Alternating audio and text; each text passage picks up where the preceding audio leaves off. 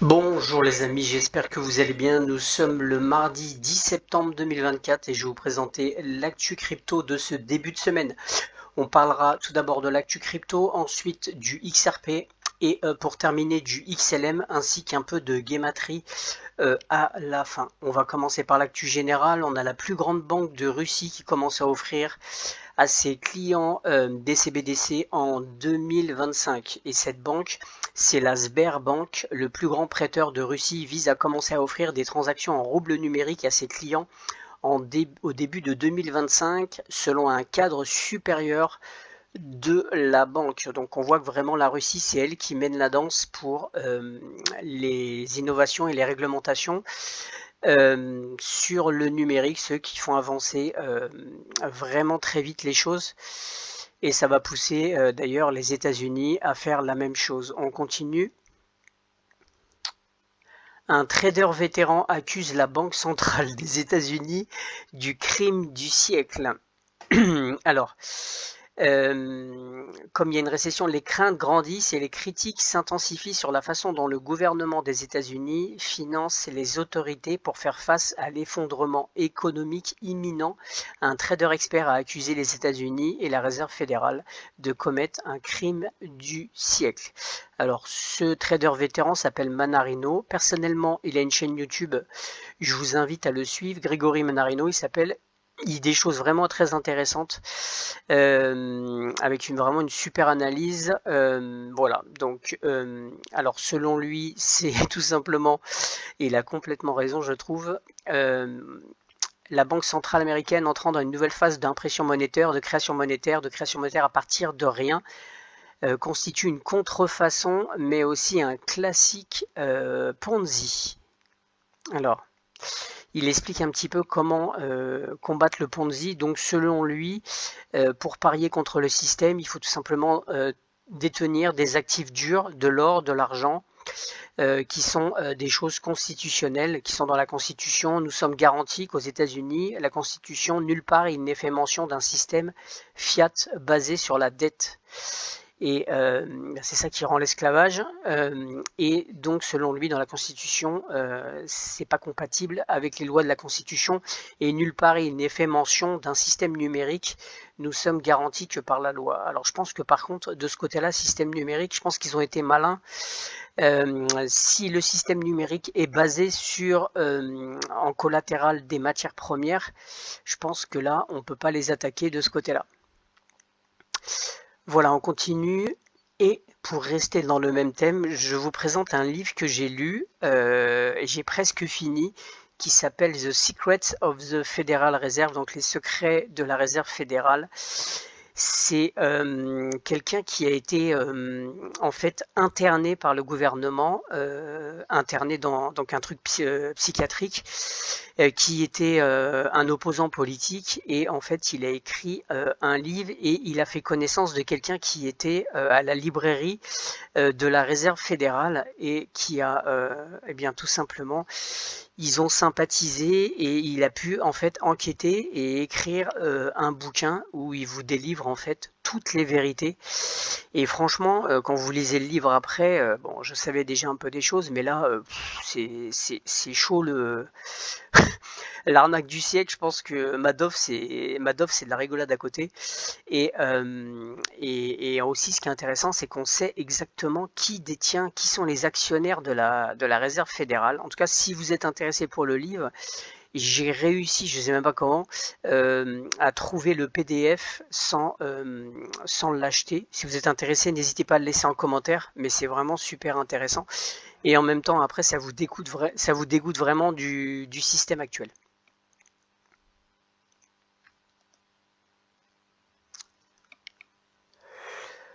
Voilà.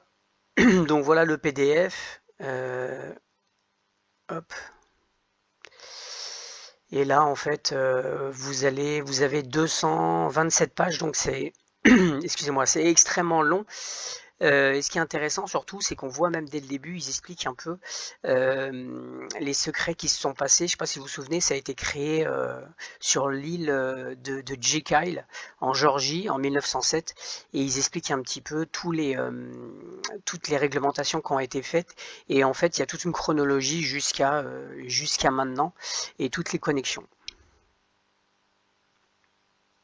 On continue. Là, je change complètement de sujet, qui n'est pas forcément de l'actu générale, mais il y avait une pétition contre les vitraux. Vous savez, l'église de Notre-Dame qui a brûlé.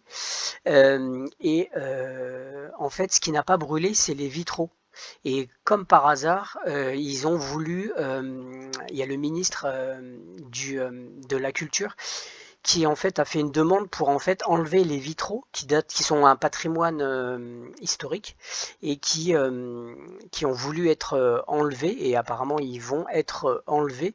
Donc en fait, ce qui fait que tout ce qui n'a pas cramé dans la cathédrale, eh bien le reste va être enlevé. Et la question, il faut toujours se poser pourquoi.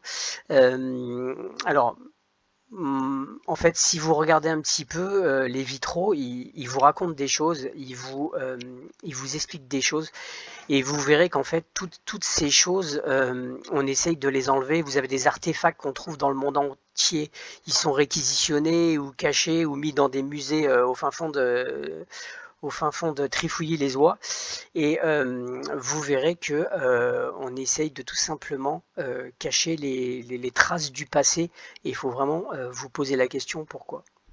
On continue.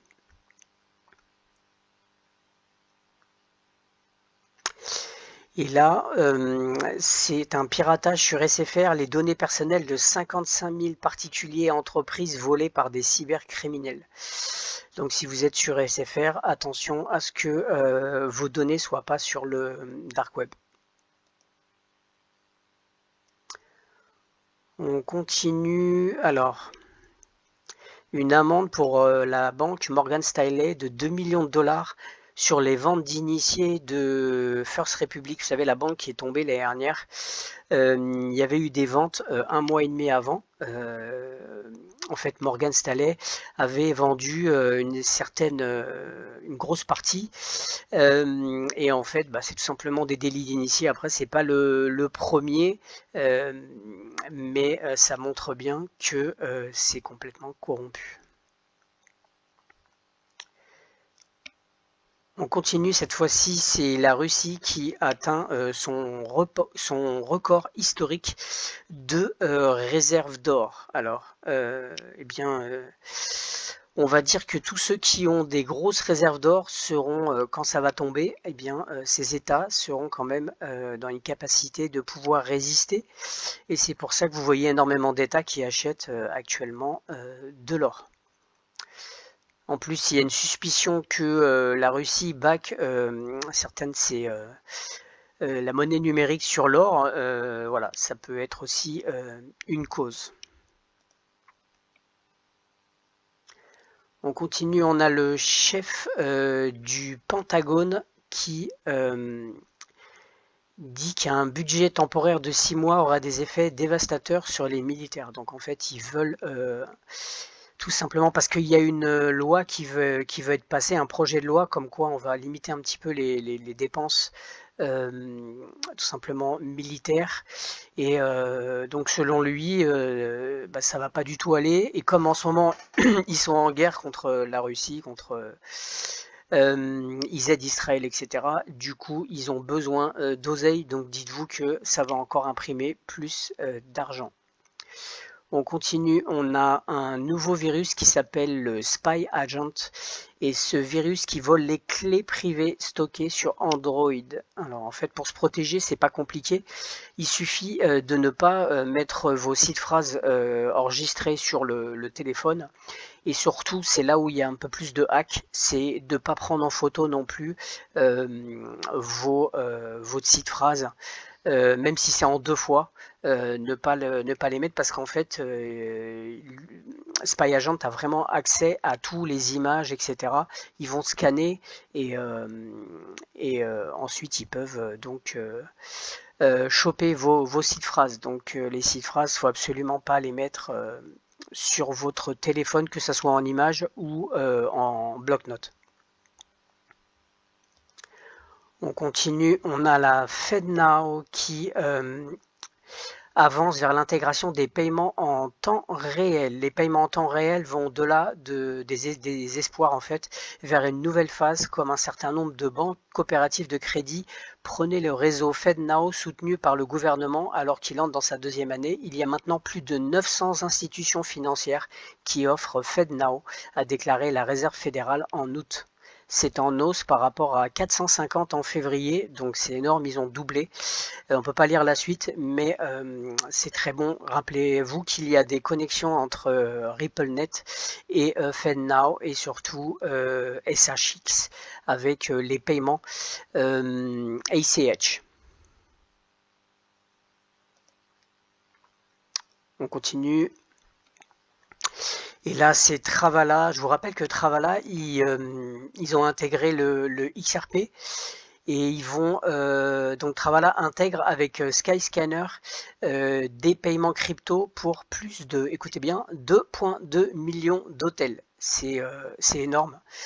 Donc c'est une bonne nouvelle pour la crypto-monnaie, même pour le XRP, parce qu'on peut payer en XRP.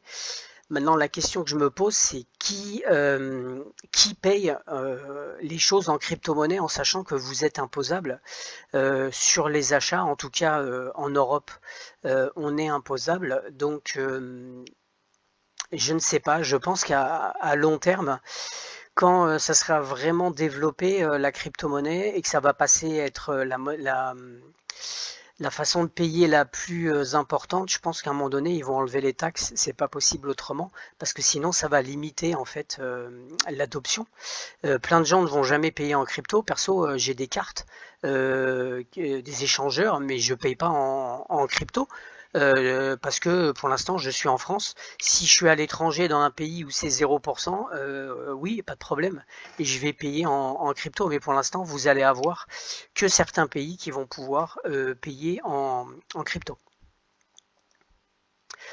On a une nouvelle sur VeChain. VetNow a accepté par 100 millions de détaillants avec Worldwide sur en fait Android. Donc VeChain s'est également associé à Alchemy Pay pour rendre son jeton natif accessible dans plus de 2 millions de magasins à travers le monde. Et ils sont maintenant sur iOS et traités avec plus de 100 millions de détaillants dans le monde. Donc ça, c'est énorme. Je ne suis pas sur VeChain, mais pour les gens qui sont sur VeChain, c'est assez intéressant. On continue. Un gars a été arrêté pour avoir prétendument utilisé l'intelligence artificielle pour faire de faux fans écouter de fausses chansons sur Spotify. Un homme de Caroline du Nord a été arrêté pour avoir prétendument fait plus de 10 millions en bourrant des chansons générées par l'IA sur des streamers. Incroyable. Ok, j'ai terminé pour l'actu générale. On va commencer à parler du XRP, mais avant je vous parle de Monerex qui est sur le XRP Ledger. Je vous rappelle que Monerex est un fournisseur tout simplement en Amérique du Sud, et vous pouvez, alors ce qui est intéressant, c'est que c'est en fait c'est assez récent, donc vous pouvez acheter la monnaie s'appelle le MXC, et vous pouvez acheter donc sur Sologenic, sur Magnetic, sur Xaman ou sur onxrp.com. Et ce qui est intéressant en fait, c'est que vous avez on va essayer de regarder. Vous allez avoir, en fait, si vous détenez 44 $ de MXI, ils prennent des snapshots tous les 3 mois, et vous allez avoir, en fait, bien sûr, vous pouvez avoir une carte, Mais ce qui est intéressant, vous allez avoir en fait un airdrop. Voilà. Par contre, ils prêtent un Snapchat tous les 3 mois. Vous pouvez aussi stacker vos MXC. Aussi, c'est possible. Et enfin, pas pour l'instant, mais ça va le devenir. Et évidemment, plus vous avez, plus vous allez avoir un airdrop conséquent et vous allez avoir aussi d'autres récompenses. Voilà. Si vous êtes intéressé, je vous laisse le lien. Il y a rien à gagner. C'est juste que c'est intéressant de regarder un petit peu en fait, les entreprises qui sont sur l'écosystème XRP Ledger, parce que quand vous vous positionnez tôt dessus, je pense que vous pouvez faire des gains tout simplement. Voilà. Maintenant, on va parler de Ripple. Et là, on a Ripple fait face à une pression à la baisse. Alors ça, c'était il y a 2 jours. Là, il est un peu remonté, risquant de chuter à 0,45 en raison des récentes approbations politiques de Chris Larsen. Alors comme j'ai dit, Chris Larsen, bon voilà. De l'autre côté, vous en avez qui sont pour les bleus, il y en a qui sont pour les rouges, mais ça change rien du tout. Et au contraire, moi je trouve que c'est assez intelligent de leur part, parce qu'en fait, ils mangent aux 2 râteliers, donc dans les 2 cas, peu importe qui est élu, ils seront tout simplement gagnants. Après, moi, je vous donne aussi ma théorie. Je pense qu'ils mettent Chris Larsen du côté de Kamala. Après, c'est des opinions politiques, donc ça change rien par rapport à l'entreprise et par rapport au XRP. Mais à mon avis, je pense qu'ils le mettent pour infiltrer, pour faire pression, pour dégager Gary Gensler. Enfin, en tout cas, c'est ma théorie. On continue. Et juste pour le XRP, pour le AMM, on est actuellement à 13 millions, ça bouge pas trop, mais c'est pas mal, ça monte. On continue, je vous parle juste de magnétique encore un petit peu. Vous avez le market update où vous pouvez, il faut savoir que c'est là que vous avez c'est là que ça bouge dans l'écosystème. Et à vous un petit peu de fouiller pour regarder un petit peu les tokens qui rentrent, les tokens qui sont sérieux bien sûr, parce qu'attention, il y a des arnaques aussi, il peut y avoir des arnaques bien sûr, mais c'est intéressant de regarder si vous êtes un petit peu trader. Je vous donne un exemple, on clique sur Nero, Price, on va aller sur prix sur 1 an, ok. Il a commencé avec 3, 5, ça c'était le 25 juillet, vous voyez, ça a été lancé. Alors Nero, c'est un meme sur Ethereum. Et là, on voit, il y a à peu près 5 chiffres après le 0. Et regardez, 0,01 centime. Je ne sais pas si vous imaginez. C'est fois, je ne peux même pas vous dire, c'est au moins fois, logiquement c'est marqué là, soit 53 000, non j'ai des bêtises, 533 324%. Donc ce que je vais vous expliquer, c'est que il est intéressant de regarder en fait quelques monnaies qui sortent sur tout simplement sur le XRP Ledger, parce qu'il y a moyen de gagner de l'argent en étant positionné sur des projets qui rentrent très très tôt. Là, les gens qui sont rentrés au tout début, je sais pas, par exemple là, qui sont début août, vous voyez, le 1er août. Déjà, il avait pris quelques zéros, mais même là, c'est intéressant. Vous avez gagné, vous avez fait x100. Donc voilà. Donc c'est juste pour vous dire que c'est important de regarder un petit peu, pas se focaliser que sur le XRP, on peut gagner des sous sur aussi des petits tokens. Voilà.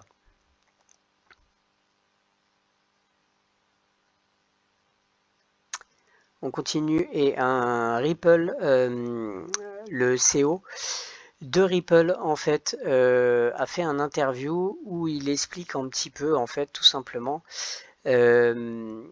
Voilà, le PDG de Ripple estime que le Japon présente un marché prometteur pour les stablecoins et anticipe une forte demande pour un stablecoin en yen japonais. Alors on sait très bien que le yen il est en difficulté en plus, cependant il s'est abstenu de faire des promesses sur un stablecoin Ripple au Japon jusqu'à ce que la société en lance un aux États-Unis. Alors bien sûr comme c'est une société américaine, après ils sont pas obligés, mais on voit qu'il va y avoir des réglementations et je pense que il va être adopté aux États-Unis d'abord et ensuite il sera sûrement adopté dans le monde. Maintenant, je pense qu'il faut quand même que le procès soit terminé.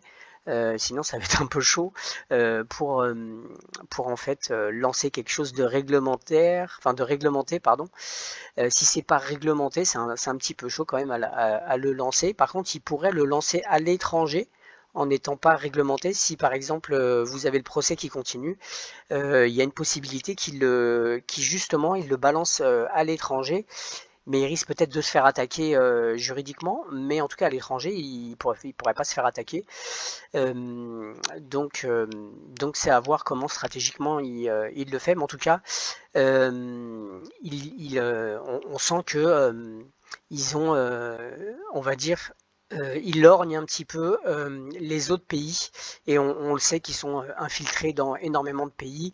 Au Japon avec SBI, on sait qu'ils sont très infiltrés. On continue, on a une mise à jour importante de Ripple pour 2024. Alors ça c'est par rapport au stablecoin. Donc ils disent que ça ne sera pas pour les détaillants. Alors Ripple a fait des vagues plutôt en annonçant qu'il va sauter dessus. Alors c'est un peu traduit bizarrement, mais en fait que ça va être rapidement, qu'il va être rapidement lancé le RLUSD et sera attaché au dollar. La société a l'intention de le lancer avant la fin de 2024 et il sera disponible sur le XRP Ledger et Ethereum. Et là, c'est intéressant, il dit que le stablecoin ne sera probablement disponible que directement aux institutions. Ça veut dire que nous, pour l'instant, on ne pourra pas le trader, par exemple, sur le XRP Ledger. Voilà, vous pouvez obtenir l'USDC de Circle ou USDC de Tether parce que, voilà, en tout cas, pas le stablecoin RAUSD pour l'instant. Donc, ce serait uniquement pour les institutionnels. Alors à voir par contre sur je pense que sur les AMM ça sera pareil, je pense qu'on ne pourra pas en avoir tout de suite, à moins que je me trompe. On va regarder. Néanmoins, le stablecoin de Ripple reste indisponible pour le trading ou l'achat à ce stade. L'équipe de Ripple a également alerté les utilisateurs de prêter une attention particulière car ils pourraient devenir victimes de mauvais acteurs qui pourraient exploiter Ripple. Alors ouais, ça faudra faire gaffe sur le XRP Ledger qui n'est pas des faux stablecoins RUSLD. On continue et là, juste pour vous dire qu'au Cambodge, il y a un meeting le 12 septembre, tout simplement sur le XRP Ledger. Voilà, ça se passe au Vietnam, à Hanoï exactement.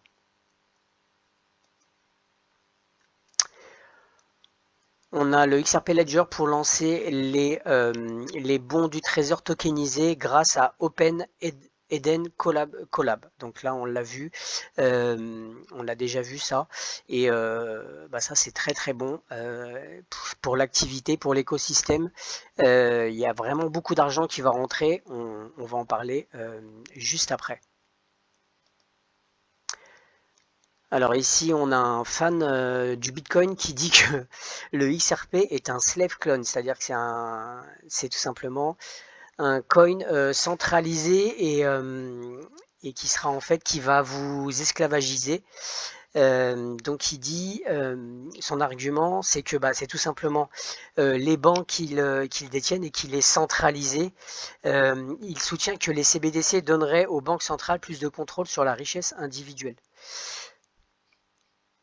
Personnellement, je suis d'accord avec lui, même si en fait, on peut dire que le XRP il est pas centralisé. Il y a des validateurs. C'est pas Ripple qui décide des choses. Maintenant, est-ce que les validateurs sont pas corrompus et sont pas été choisis et se mettent pas d'accord sur les choses? Voilà, c'est un point d'interrogation. Maintenant, moi, de mon côté, je vous le dis, tout ce qui est numérique, ça va être l'esclavage.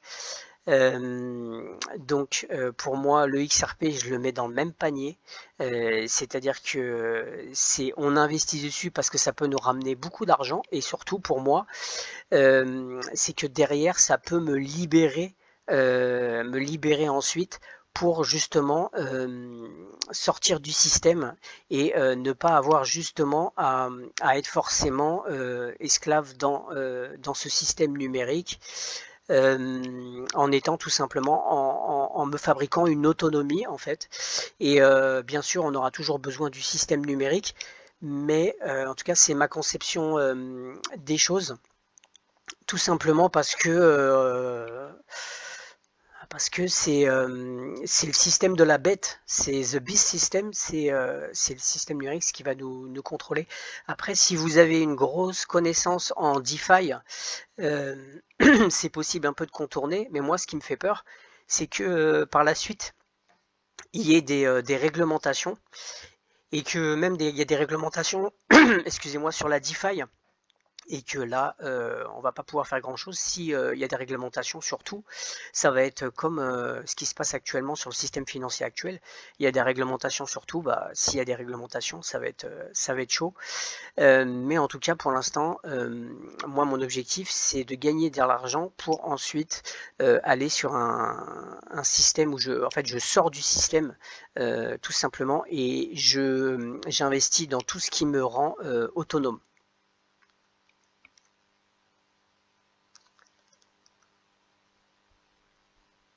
On continue. Je vais juste vous reparler. Je vous avais parlé une fois des MPT V1. Alors des MPT, c'était les jetons, vous savez, qui en fait peuvent remplacer les NFT en simplifiant, où vous pouvez stocker plusieurs informations dessus. C'est marqué là, les MPT stockent leurs métadonnées directement sur la blockchain XRPL.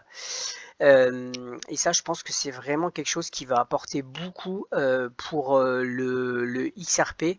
Il y aura moins de frais de transfert aussi. C'est plus transparent. Vous allez pouvoir avoir plusieurs actifs qui vont être mis sur le jeton. Ça peut être de l'immobilier, des obligations. Etc. Donc je pense que c'est vraiment quelque chose qui va changer et surtout ça va accélérer en fait la tokenisation sur le XRP Ledger. Et ce qui est intéressant, c'est que c'est en fait le Ripple, enfin le XRP Ledger, c'est les premiers, en tout cas je pense, en ayant cherché, c'est les premiers à faire ce jeton qui est en fait à multi-usage.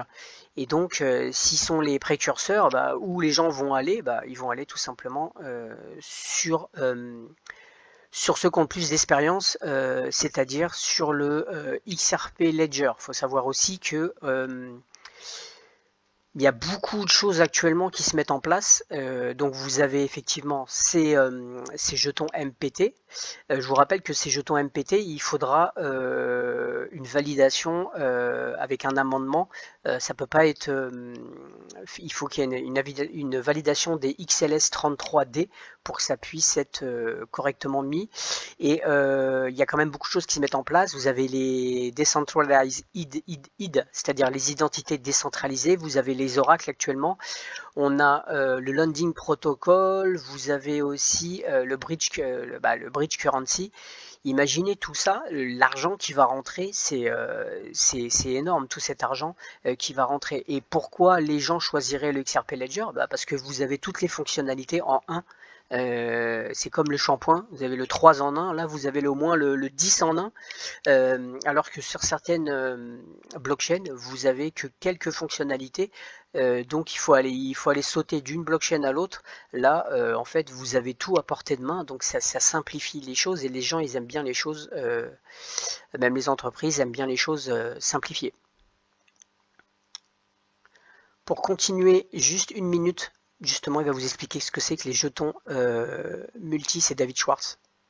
To talk about a proposal for what we call multi-purpose tokens, which are so the XRP ledger has fungible tokens like that are great for things like stablecoins, and it has non-fungible tokens that are great for things like collectibles. But there's sort of like an in-between for things like carbon credits, where they're sort of fungible and sort like one carbon credit is a lot like another. So you probably don't want like NFTs for them, but they're not really fungible because they're issued like against different projects that may have different regimes, and so you have like lots and lots of assets. Concert tickets are another thing. Voilà, l'exemple qu'il va donner là sur les billets de concert, je trouve ça intéressant, enfin je trouve ça judicieux. Lisez bien. They're sort of fungible, but they're sort of not because seats are different, and you don't want 0.997 of a concert ticket. Like, how do we let you in? Or what if we have 100 people that each have 99% of a concert ticket? Like. Voilà, donc les jetons vous permettent d'avoir des données, tout simplement des données plus détaillées, et donc ça permettra par exemple, vous voyez, pour les concerts, de bien pouvoir positionner les gens en ayant toutes les informations détaillées sur par exemple les dates des concerts, sur les numéros de siège, etc. What do we do? And so these multi-purpose tokens can have regulatory compliance information attached to the token, but they can also have properties that are between non-fungible tokens and fungible tokens that allow you to address these other use cases without kind of bashing a square peg into a round hole. Okay, and that was just... Voilà. Juste une dernière chose pour le XRP. Je ne sais pas si vous le saviez, mais en fait, Justin Sun, vous savez, celui qui détient l'entreprise Tron, enfin du jeton Tron, en fait, il présentait Ripple Labs en 2014. Alors, je vous mets pas la vidéo. Si vous êtes intéressé, je vous la mettrai en commentaire. Mais c'est marrant de voir que c'est vraiment un petit monde et qu'il y en a beaucoup qui passent par Ripple. Voilà, on voit ici chef représentatif en Chine, Ripple Labs. Donc, on voit Justin Sun. C'était quand même en 2014 à l'époque. On continue. Vous avez deux maisons qui sont à Cleveland.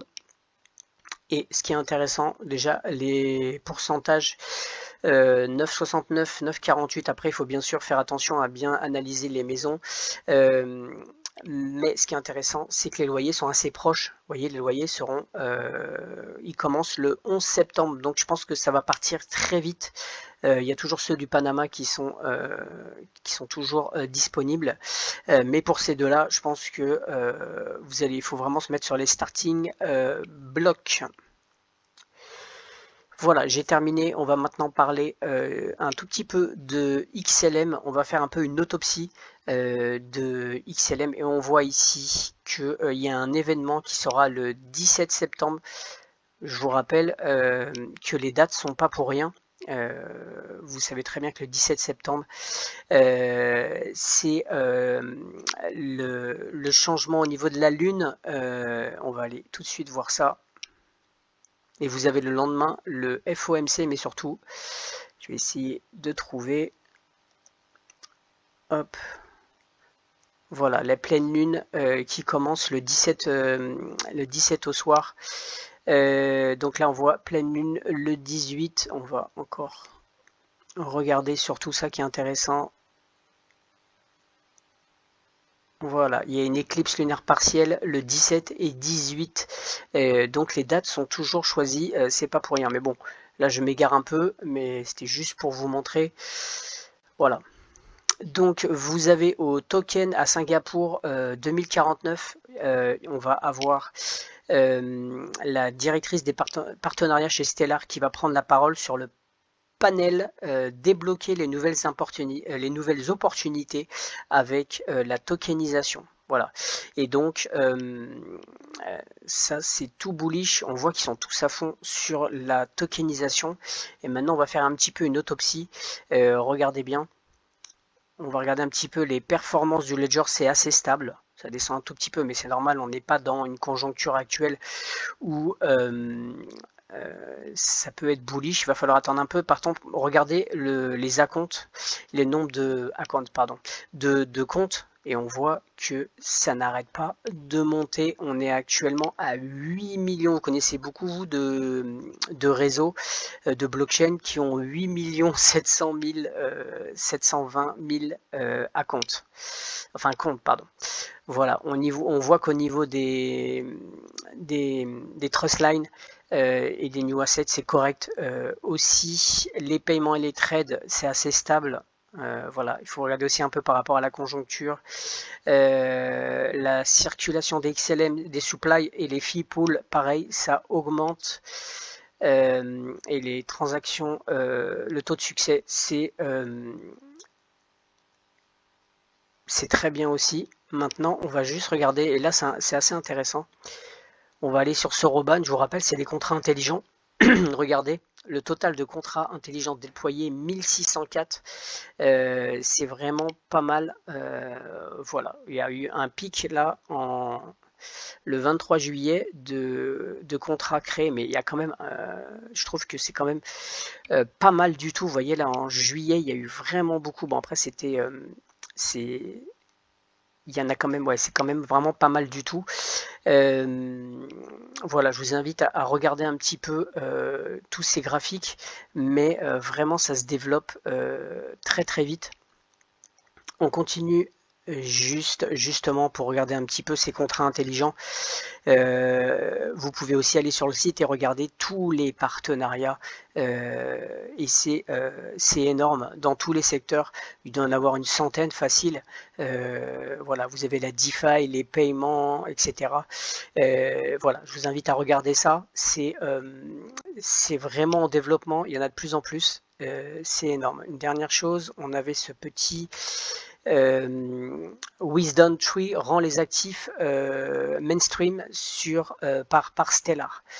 Alors, WisdomTree est un innovateur financier mondial offrant une suite bien diversifiée de produits négociés en bourse et d'autres services financiers avec plus de 100 milliards en actifs sous gestion. Ils ont 100 milliards en actifs sous gestion. WisdomTree lance une nouvelle plateforme tirant parti de la technologie blockchain pour créer des produits offrant un accès amélioré, une transparence et une expérience utilisateur. Donc les gens vont même pas savoir en fait que, vous voyez là l'application, ils vont même pas savoir que c'est derrière s'il y a la blockchain Stellar, mais ils pourront investir et ça sera par le réseau en fait Stellar. C'est un peu comme le XRP, vous allez avoir des paiements etc. Les gens sauront pas que c'est le XRP qui est utilisé, que c'est le XRP Ledger qui est utilisé comme blockchain. Et bien là c'est la même chose, mais là ça c'est quand même ça va. Il y a quand même un gros réseau chez WisdomTree et ça c'est encore très très bon pour tout simplement Stellar. Je termine juste avec Stellar. J'ai calculé un petit peu, c'est balèze, mais j'ai calculé pour être dans le top 1%, il faut à peu près 90 000 comment dirais-je, 90 000 XLM pour être dans le top 1%. Pour être dans le top 10%, il vous faut à peu près 10 500 XLM. De 10 500, ça correspond à 1000 euros. C'est pas déconnant. Voilà. Écoutez, j'ai terminé pour l'actu. On va passer 2 petites minutes à la guématrie.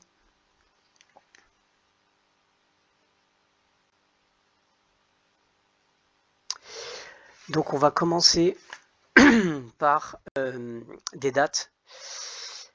On va aller regarder, ça sera demain. Hop, demain on est le 11 septembre. Je pense que vous connaissez le 11 septembre. Il faut quand même bien faire attention à cette date, toujours le 9-1-1.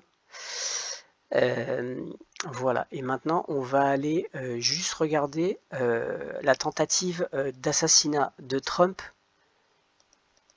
qui était le 13 juillet 2024. Regardez la structure 64, 28, 19, 44, 17. 64, 28, 19, 44, 17. Dernière chose. Là, vous avez le 117, oui, le 171, pardon, pour l'assassinat de Trump. Juste vous expliquer un tout petit peu parce que je pense que si vous regardez la gamatrie, si vous voulez un petit peu en apprendre, le 171, en fait, ça correspond à 911. Je vais vous expliquer pourquoi. En fait, le 7 là, que vous voyez, en fait, il faut savoir que dans la guématrie, on ne prend pas le calendrier, on prend l'ancien calendrier. Et en fait, vous le savez, enfin, j'espère que vous le savez, quand on dit septembre, on vous met un 09, ça correspond au 09 le chiffre, mais en fait, septembre, c'est 7.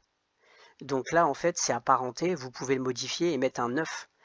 Et après, vous avez 191, et dans la guématrie, on peut le lire dans tous les sens. Donc c'est 911. Et c'est pour ça que vous avez eu cet événement, c'est codé le 13 juillet. C'est juste un aparté pour vous montrer un autre exemple. Le novembre, c'est le 11.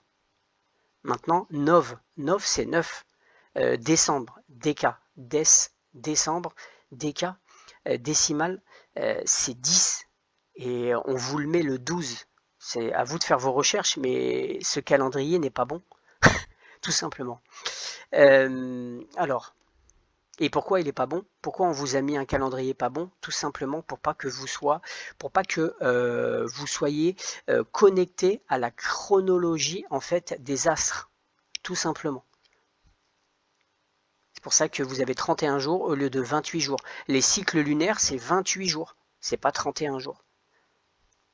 On continue, on va retourner, voilà, et là, vous avez autre chose. On va aller sur le mois de juin, qui est le 14 juin 2024, et regardez, 64, 28, 19, 44, 17, 44, 17. Et qu'est-ce que c'est que le 14 juin 2024? C'est l'anniversaire de Donald Trump. Donc vous voyez que c'est connecté, et là c'est connecté au 11 septembre. Est-ce qu'il va se passer quelque chose demain? Je ne sais pas.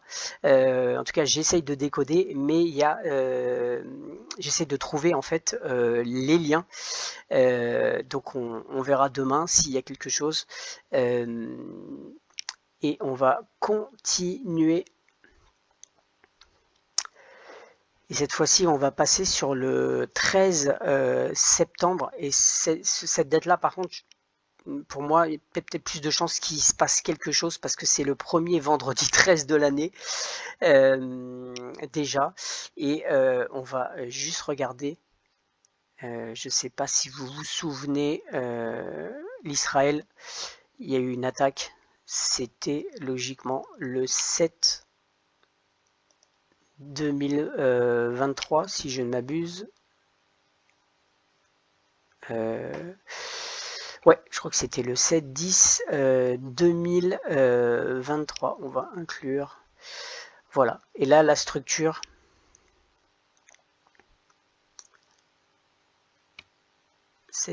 Ouais, c'est ça, 7-10 2023. Et là, vous avez le 343. Alors, c'est un peu complexe, mais le 343, en fait, c'est 4 et 3, 7. Et 3 fois 7, c'est 7, 7, 7. Donc, en fait, ça match. Alors, c'est un peu complexe, hein, mais en gros, le 7, 7, 7, c'est vraiment jackpot. C'est que ça match entre les choses.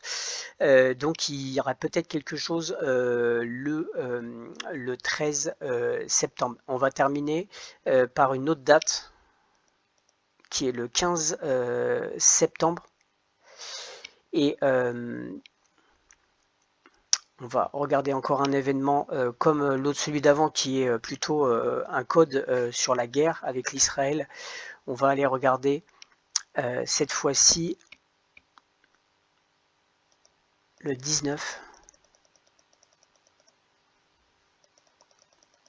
mai 2024. C'était la date où il y a eu l'Iranien qui a été en fait tout simplement tué. Et donc là, eh bien, regardez, c'est la même structure, 70, 33, 22, 48, 21, 68, 32, 23, 41, 21. Voilà, en tout cas, ces trois dates-là, je vais les regarder attentivement. Il se peut qu'il se passe quelque chose, et je vous rappelle que le 18, vous avez le FOMC. Là, le 68, c'est code guerre. Donc il peut peut-être se passer quelque chose le 15 aussi, à voir. Il y a eu j'avais décodé pour Trump, mais son jugement en fait a été reporté à après les élections. D'ailleurs, c'est assez étrange que son jugement est reporté à après les élections. C'est quand même vraiment étrange, je trouve. Bref, généralement, vous essayez d'accélérer, juger les choses avant. Vraiment, tout ça, c'est quand même assez bizarre. Maintenant, on va juste parler encore une dernière minute des élections, en fait. On va essayer l'ordinateur qui rame, voilà. Kamala Harris, elle est née en 1964, c'est l'année du dragon. Il faut savoir qu'on est en 2024 et on est l'année du dragon. Donc ça peut être bénéfique pour elle. 64 et 2024, c'est en tout cas c'est lié. C'est l'année du dragon, donc ça peut être. Je vous dis, c'est pas forcément dit que Trump passe. Il peut y avoir des événements, il peut y avoir aussi du cheat, si vous voyez ce que je veux dire. Donc attention. Après, on s'en fout. Peu importe qui passe, ça changera rien au niveau de la finance, même si je pense qu'avec Trump ça se passera un petit peu mieux.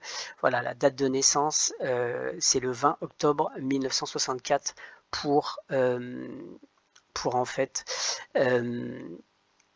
Kamala Harris. Une dernière chose, on voit 1964, alors on va souligner 64 ici, et Trump, son année de naissance, c'est 1946. Donc en fait en gematrie, 1964 et 1946, ça se lit dans les deux sens. Donc vous voyez que ces deux personnes sont tout simplement liées entre eux. Voilà. Donc eh bien on verra. Voilà, j'ai terminé. Eh bien j'espère que ça vous a plu. N'hésitez pas à liker, à vous abonner. Et si jamais vous voulez m'offrir un petit café, vous avez Ko-fi pour le travail que j'ai effectué. Et je vous souhaite une bonne fin de semaine. À bientôt. Ciao.